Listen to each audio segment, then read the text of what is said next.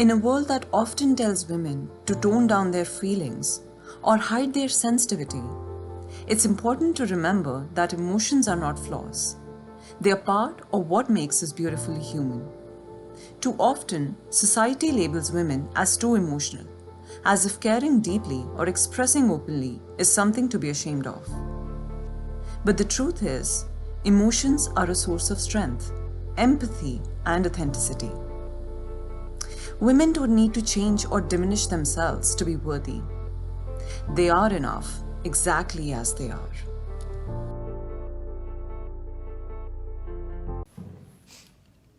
Have you ever been called too emotional? Yes.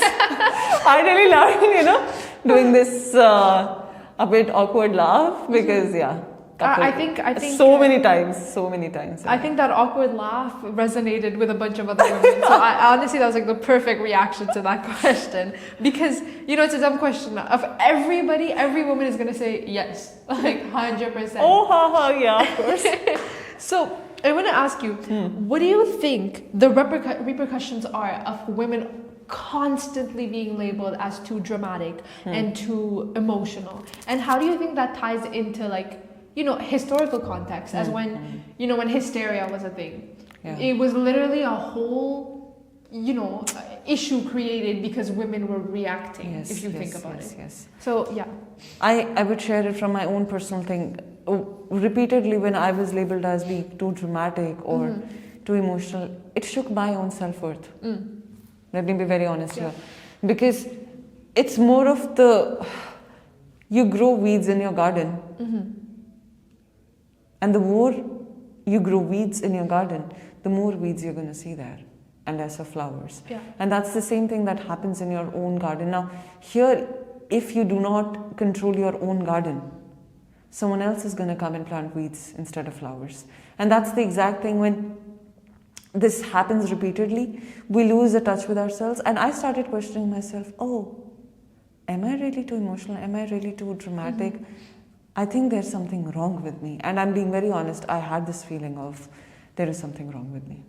I mean, I really don't think you're alone in that, right? If multiple people start telling you you're too emotional, you're too dramatic, well then, you're going to start second guessing yourself. You're like, am I reacting like this? Am I doing this? So for sure. And I think it's super easy for people to just say it because it's so normalized, right? If I'm a little upset about something that I have full reason to be upset about, anyone is allowed to be upset about something. It's how they feel, and you're allowed to feel however you want to feel.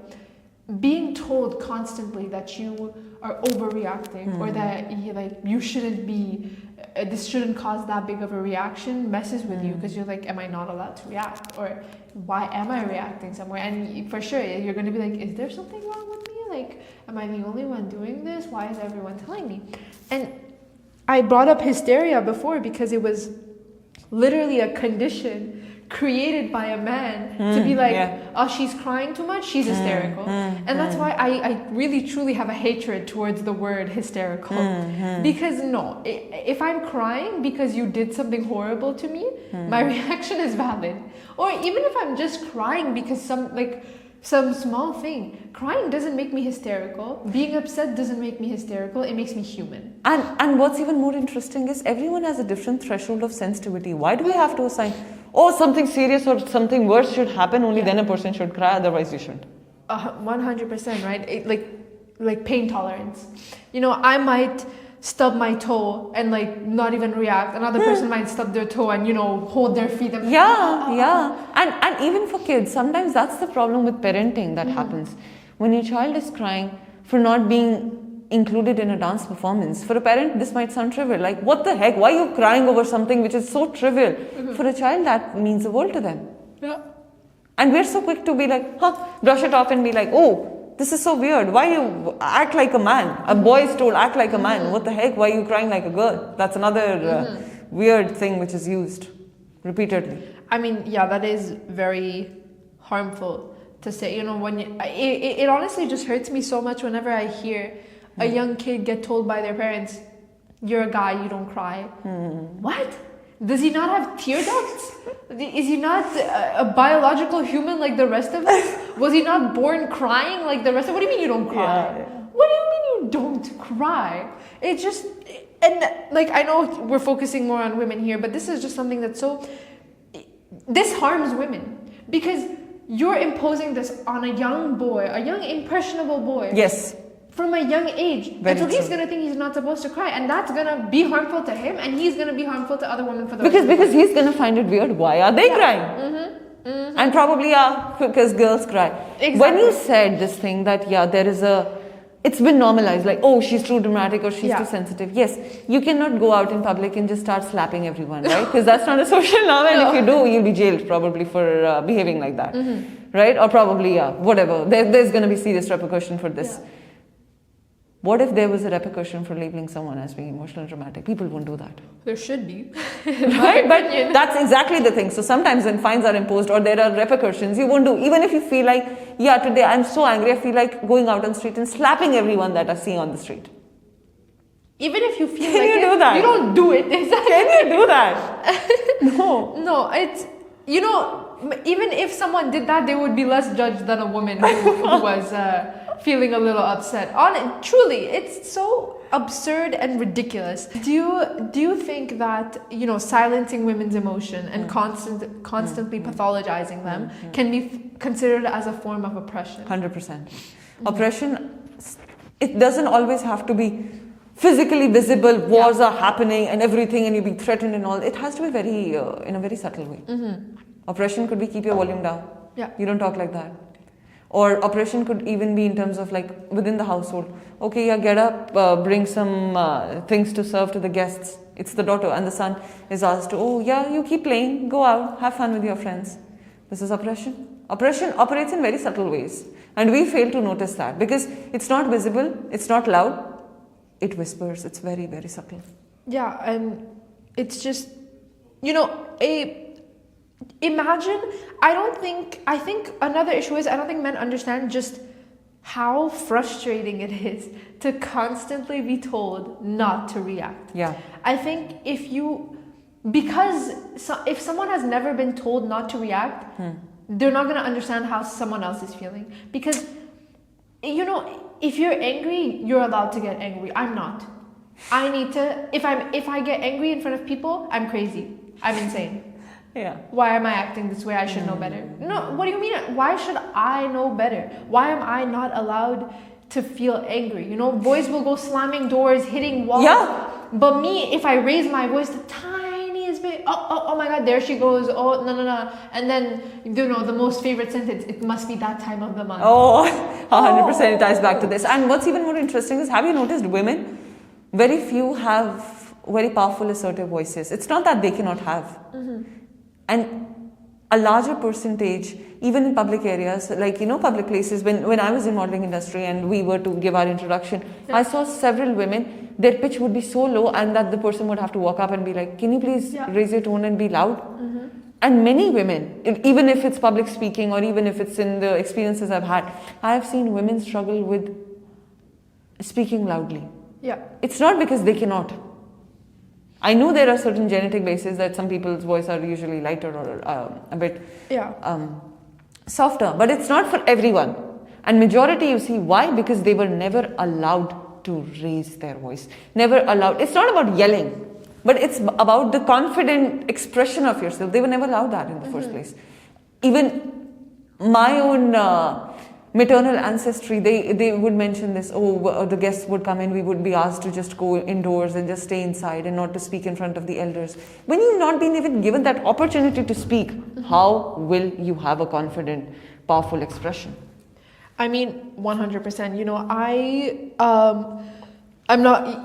I'm very much victim of that. Or like, I'm not victim, I don't like word victim. I'm very much a part of that part, the women who aren't able to speak loudly. And the more I think about it, I'm like, I was always taught that a person in authority, I need to respect them no matter what, that they're right no matter what.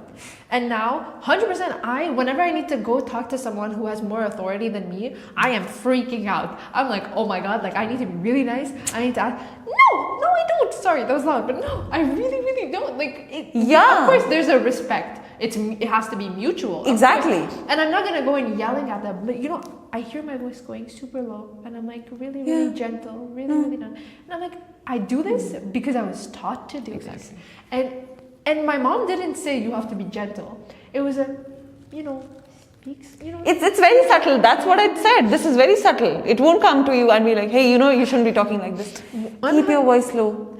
100%. That's gentle. That's respectable. And that's why this plays into oppression. If you're never going to teach us to speak up for ourselves, then you don't even need to do anything anymore. We're going to oppress ourselves just because we've been taught. You can oppress yourself, yeah. Exactly. And the work is done for the system. Exactly. 100%. And from a young age, immediately. And,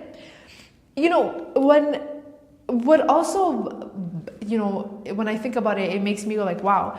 When you're a kid, like let's say 6 to 12 years old, you can be loud, you're a child, it's fine. But then all of a sudden, overnight, you're 13, you're 14, whatever, all of a sudden you need to switch. Now you're a woman. Yeah. You're no longer a kid, you're a woman. You're a girl in society. There's certain ways you need to behave in. Yeah. And it's not the same thing as, the 1800s where you have to do a bunch of stuff. No, but it's still there. The certain expectations, the small, subtle expectations are still there. And it is very, very much considered oppression. Yeah. Because why am I being silenced for feeling human emotions?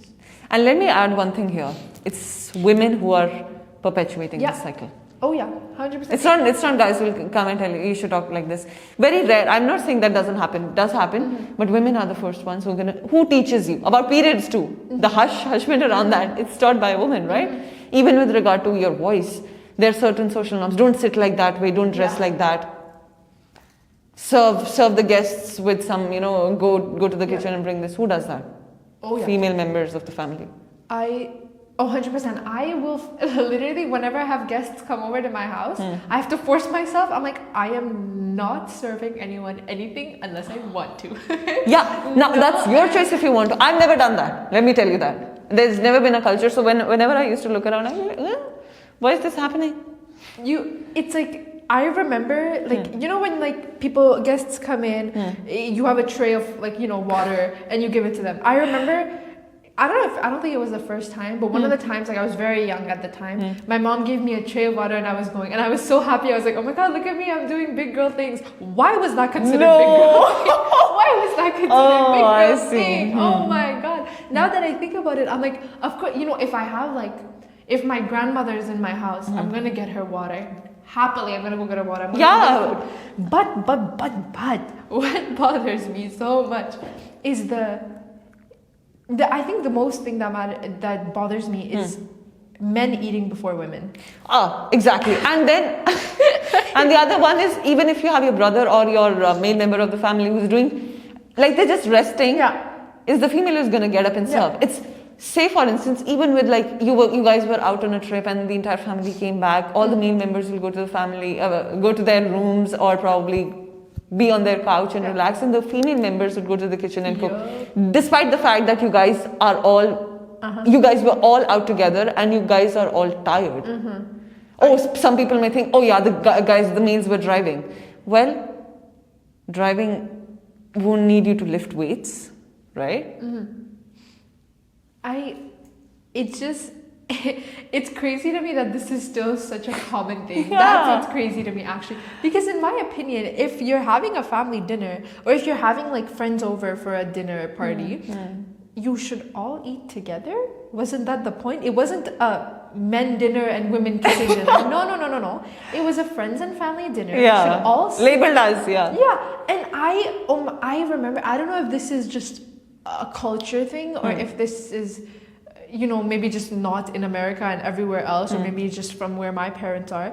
But this concept of, I remember seeing this in a movie and being, I'm kind of a neat freak, so maybe that could have been me, but I was so disgusted by it. It was like a man would finish eating his food and then the women had to eat from his plate.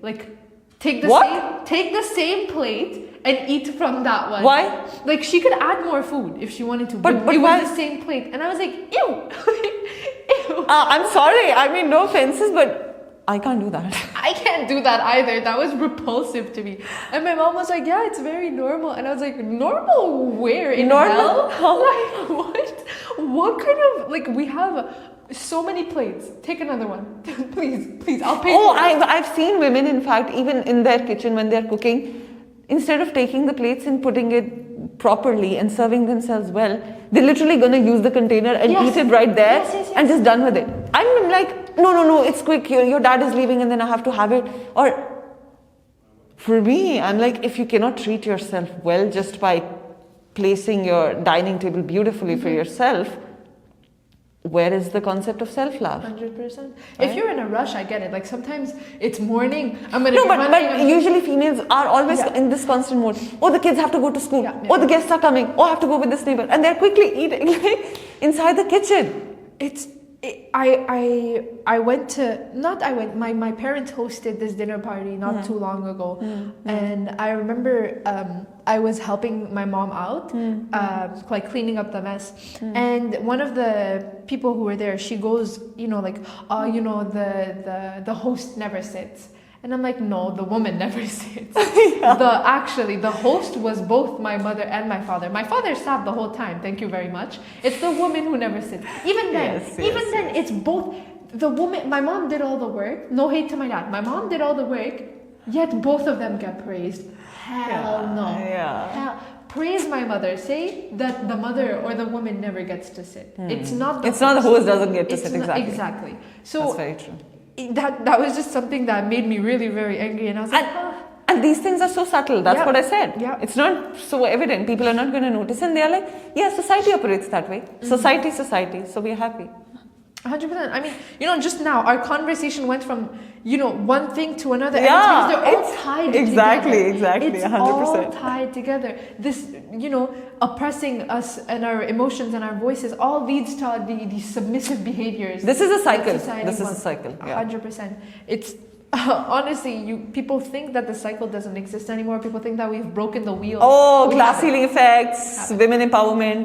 Women empowerment really needs to start. We have buried the wheel. We have hidden it. Yeah. We have not broken it. Maybe there's a crack in it, but nothing to that. Nothing more than that, of course. Exactly. Nothing more than that. Not even a crack, I would say. It's just like a bit of a pinch of, I don't know, whatever terminology you want to use, but definitely not even a crack. 100%. One last thing I'm going to ask you is, what do I think we grew up privileged enough to be able to speak up for ourselves, at least now, at the moment. For those who can't, not yet, what's a piece of advice that you can give them? That's very tricky and interesting at the same time. I really feel like something really can be done there, but nobody can come and save you. If you just sit with yourself and be like, hey, someday maybe I'll get a partner who's going to speak up for me and fight for me, or I'll find a community who's gonna voice for me. Nobody's going to come and do the work that you have to do for yourself. So realizing that very strength, learning to stand up for yourself, even if it means standing alone, is the key. Fight the fear. It's the fear that keeps you trapped. It's the fear of being kicked out. It's the fear of not being loved. It's the fear of not being praised, not being validated. It's the fear of missing out that really keeps people trapped throughout lives. And that's why we play small. To really play big in life, learn to, as I repeated before, the fear needs to be a best friend. Yeah.